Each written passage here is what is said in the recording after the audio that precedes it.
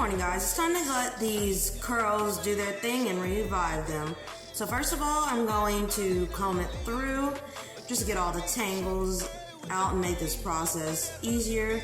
I'm going to go through all my hair and make sure it's untangled and looks halfway decent. And I'm going to use a wide tooth comb to do that, like I showed you. And in this bottle, I just have water and leave-in conditioner inside. And what I'm going to do is spray that all over this hair to dampen it again, just to get those curls back to bouncing. And I'm going to start with the bottom and work my way up, just because that's where mainly my curls lay, is at the bottom. And then I'm going to work up to my roots here, just make sure my hair is damp enough to revive these curls.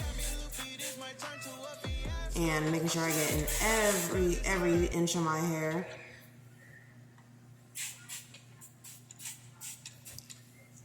And that's that. In my next step, I am going to use my diffuser to dry all that up and get my curls looking good and shape.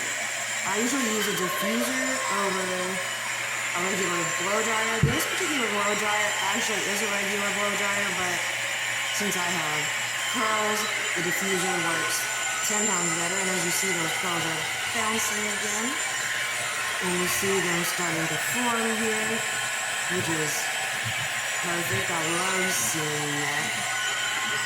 And I'm going to get the back of my hair as well to forget them.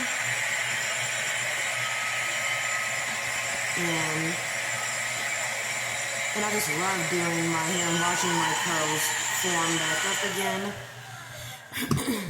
And thank you guys for following me, and follow me in my links in my bio for more tips. Thank you.